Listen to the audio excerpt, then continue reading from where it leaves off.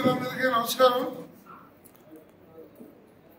రాష్ట్రంలో రాజకీయ చిత్రపటం మారడానికి చోదక శక్తి అమరావతి రైతాంగ పోరాటం. అలాంటి అమరావతి రైతాంగ పోరాటంలో భారత కమ్యూనిస్ట్ పార్టీ గుంటూరు జిల్లా విభాగం కీలక భూమికని పోషించింది. రాష్ట్రంలో ప్రభుత్వం మారింది, కానీ అమరావతి రైతుల ముఖ చిత్రం ఇంకా మారలేదు. రాష్ట్రంలో ప్రభుత్వం మారిన అమరావతి రైతులకి వారి రిటర్నబుల్ ప్లాట్లు అభివృద్ధి క్రమం శ్రీకారం చుట్టబడలేదు. ఇళ్లు కట్టుకోవడానికి కావలసిన పద్ధతిలో ప్లాట్లని తక్షణం యుద్ధ ప్రాతిపదికన అభివృద్ధి చేయాల్సిన బాధ్యత రాష్ట్ర ప్రభుత్వం మీద ఉంది. అలాగే గుంటూరు జిల్లాలో వందలాది స్పిన్నింగ్ మిల్లులు ఉన్నాయి. ఇవాళ స్పిన్నింగ్ మిల్లులు, జిన్నింగ్ మిల్లులు ఇంతకుముందే శ్మశానం అయిపోయినాయి. స్పిన్నింగ్ మిల్లులు కూడా ఆర్థిక నష్టాలతో పునాదులతో ఉన్నాయి.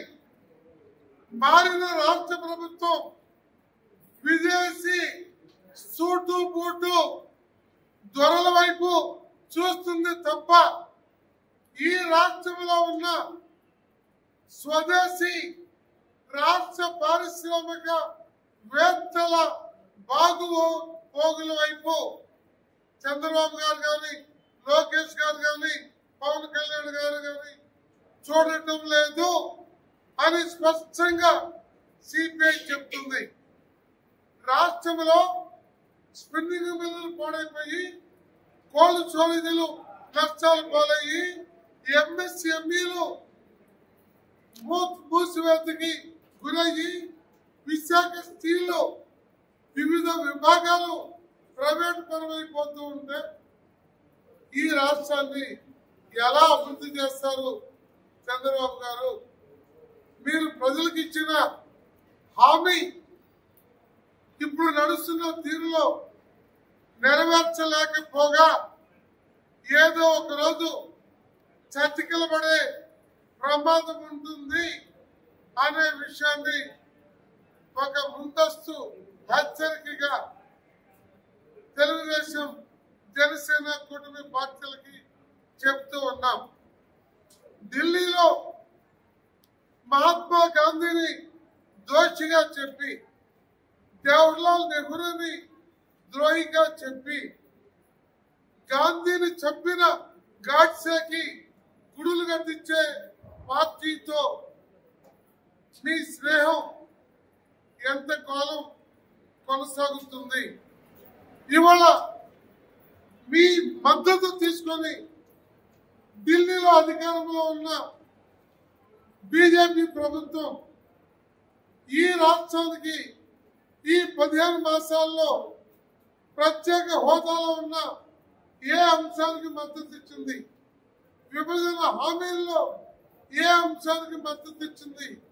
ఈ రాష్ట్ర ఆర్థిక పురోభివృద్ధికి లేదా నిలదొక్కుకోవడానికి లేదా మీ భాషలో దక్షిణాది రాష్ట్రాల ఆర్థిక స్థాయికి ఏపీ నిలబడటానికి ఇతోధిక ఆర్థిక తోడ్పాటు ఏ అంశంలో మీరు తేగలిగారు, వాళ్ళు ఇవ్వగలిగారు?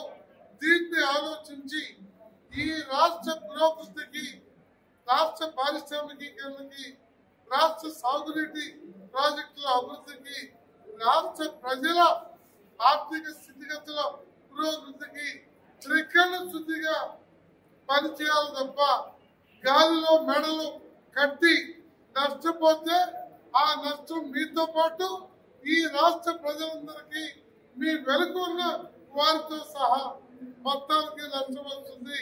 అందువల్ల ఆనాటి వైసీపీని ఈనాటి కూటమిని చూస్తున్న నేపథ్యంలో ఏ ప్రభుత్వం అధికారంలో ఉన్న ఆ ప్రభుత్వాన్ని సరైన దిశలో నడిపించాలి అంటే ఒక బలమైన ప్రజా ఉద్యమం కావాలి.